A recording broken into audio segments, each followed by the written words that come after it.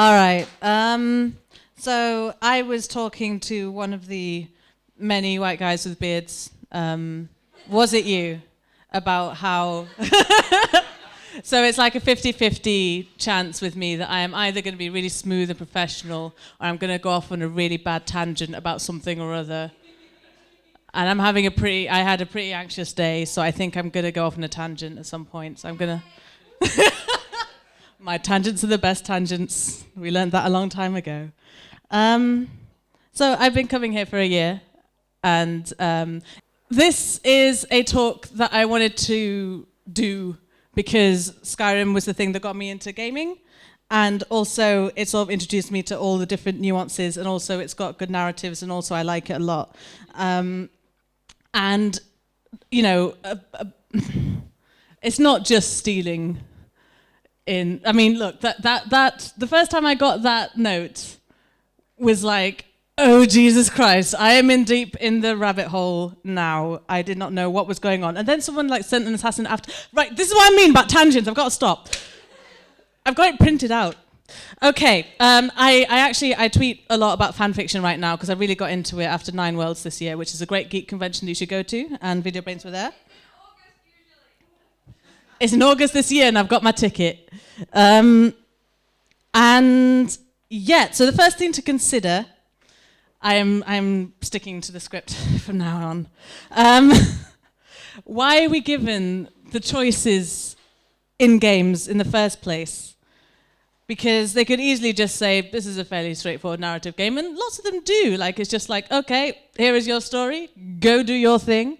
Go kill some people, because a lot of them do involve killing, which is... who cares?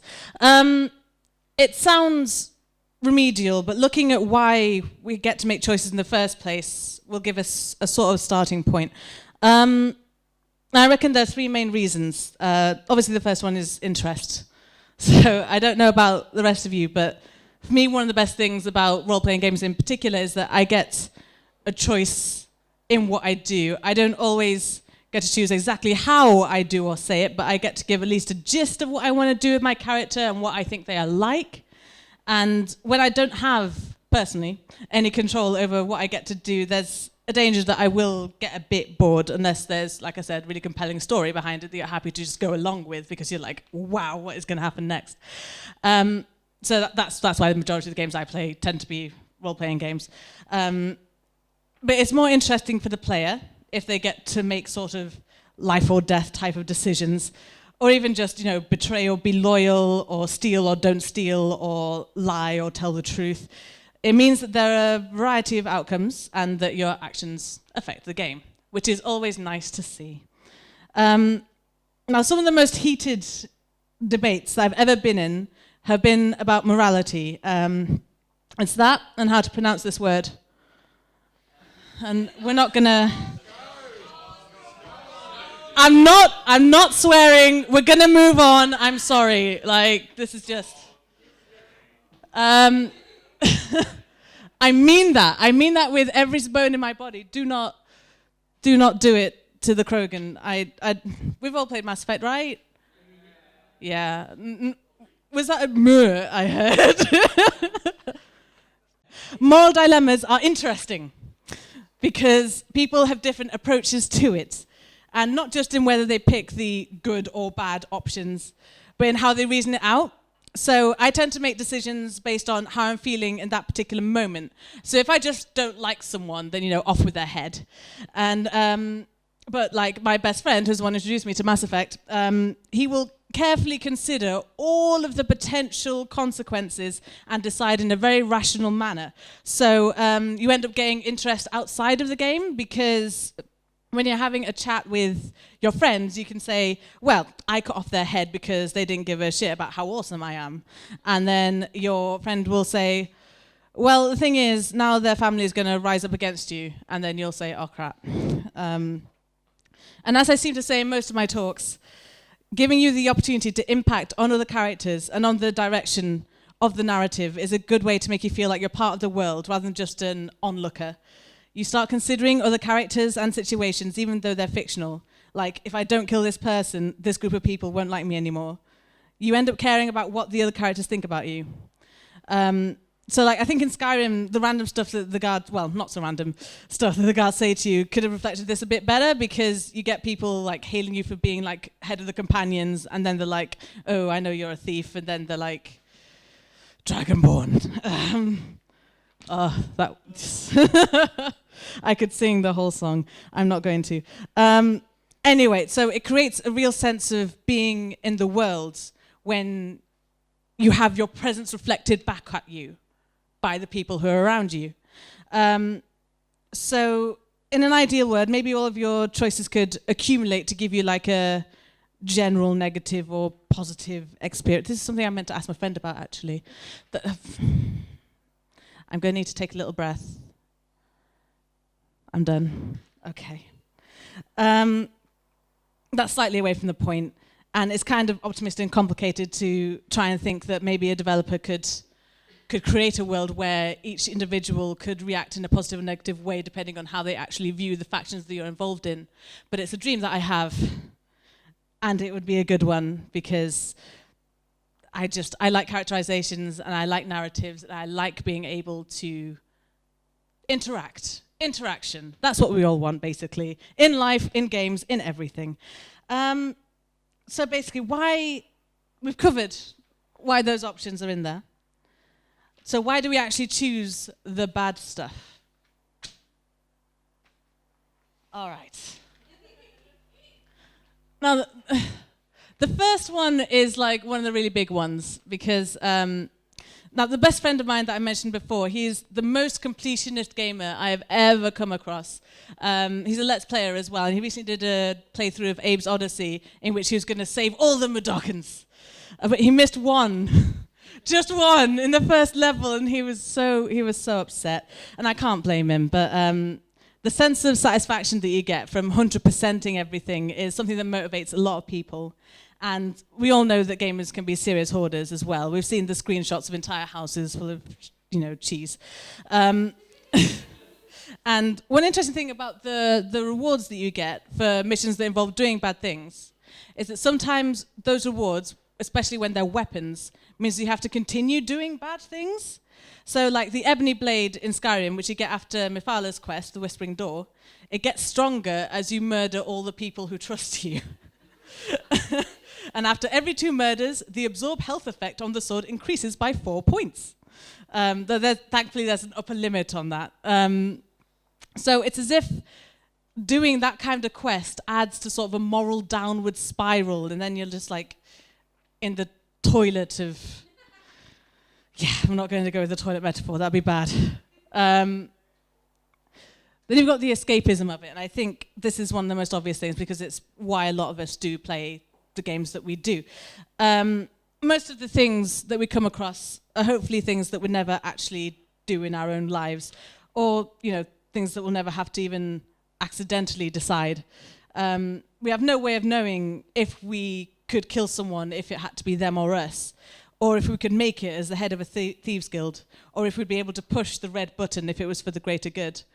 And essentially, if every decision in the game was, will I have cereal or toast today, or can I tell my boss to fuck off? Probably not.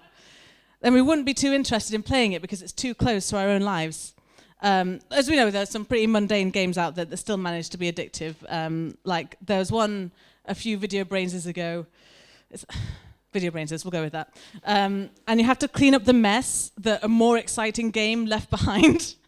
It's Viscera Cleanup Detail, I think it was called. And lots of people told me how actually soothing that is. But you should look up the talk on YouTube with Christos about it. I miss Christos.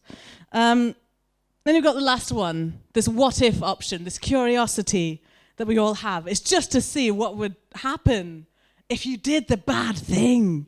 What awful thing, what consequence will the game conjure up for you? Oh, I've accidentally condemned an entire species to death. Oh, I just made it possible for vampires to feast on all my friends. Oh, this woman is going to run around screaming her head off for as long as I'm in the house while children cheer in delight at the death of an old woman. We'll get to the Dark Brotherhood. So gamers are sort of notorious for our curiosity and sort of going, what happens if I do this? And then we either discover something cool or, in my case, you just sort of get stuck in a wall. And that's part of choosing the option that we know is technically the bad one. We want to know what the actual consequences of that will be. So what impact will that have on gameplay? That is a shot from my own game. That is me in, I believe, the Dark Brotherhood. Or is that maybe Thieves? I don't know. It was a really nice shot, but it's silhouetted, so I can't really tell. I'm not talking about real life impact. I'm talking about in the gameplay. What happens to the rest of your game if you actually end up playing a villain or a morally grey character? For me, it took a really long time to actually join the Skyrim Thieves Guild because the first ever quest is framing an innocent guy. Now, I had absolutely no problem murdering dozens of people for the Dark Brotherhood because, you know, they had some fabulous gear. But I tend to not be too keen on people who are mean to orphans either. I actually can't remember. Is it Grunwald or something? Really? Did I get it right first time?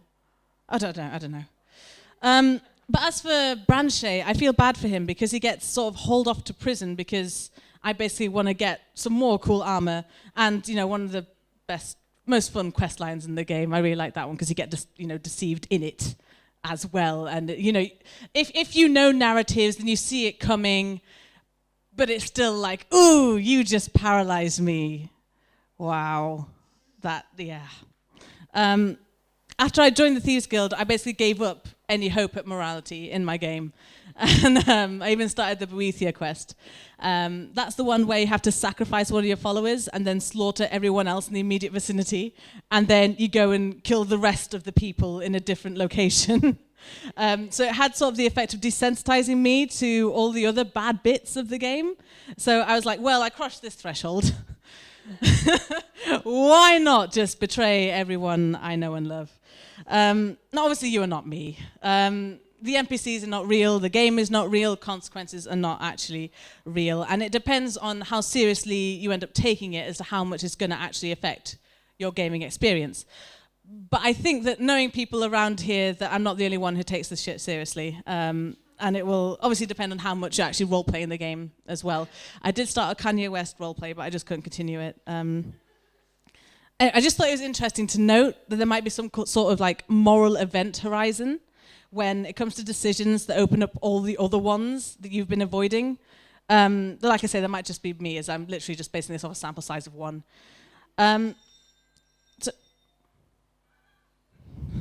Is that like my 5-minute warning or something?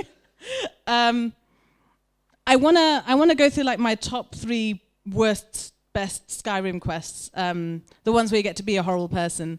I've got a couple of runner-ups first, which is the Sibby Blackbriar side quest, where he can pay you to kill his ex-fiancée because he's in prison for murdering her brother, and he blames her that he got caught. There's also being able to report people to Ondelamar for Talos worship. And I'm just mentioning it because you're helping the Thalmor, who are elf Nazis, essentially. So you're an informant. God. Snitches get stitches. I've also never liked killing Nafi the Beggar for the Dark Brotherhood. I also recently found out that when you get married, you can end up with the option to reject your partner at the altar and also murder everyone at your own wedding. That's a fun bit of trivia for you. Anyway,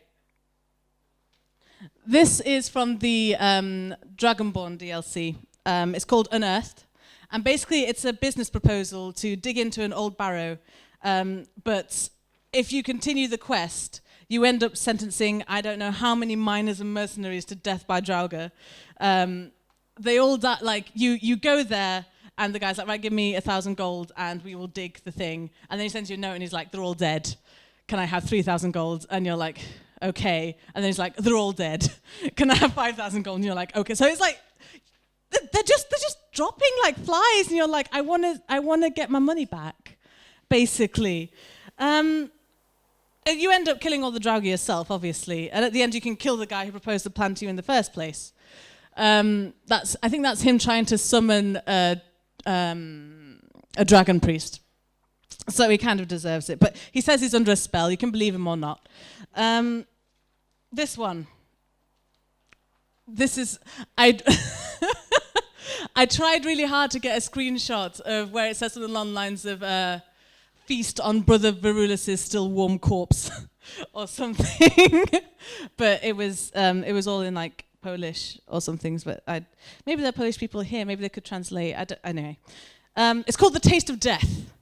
And involves luring an innocent man, a priest, no less, into a cave full of cannibals, some of them quite high-ranking people in the city of Markarth.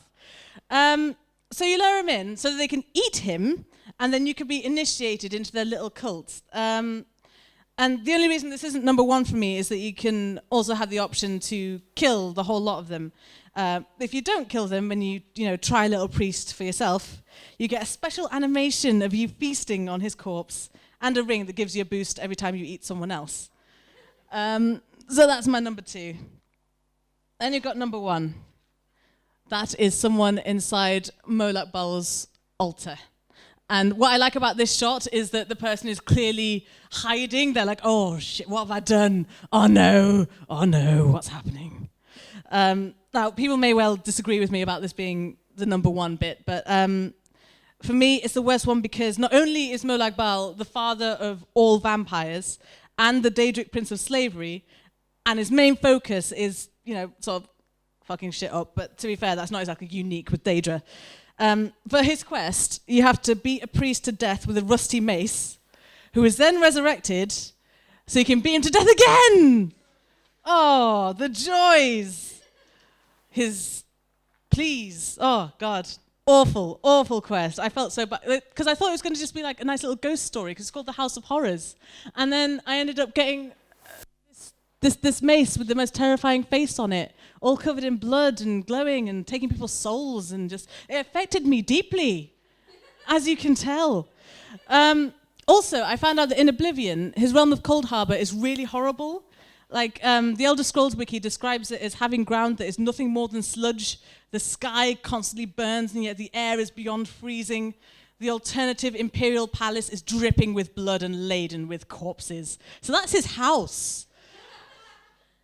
That is the worst quest in Skyrim for me. And it's so bad that after you get the reward weapon, the Mace of Molak Bal, the guards actually say, that mace, get it away from me, get it away. And that's basically my talk. It wasn't as smooth as I wanted it to be, but this is the end. I'm really hot.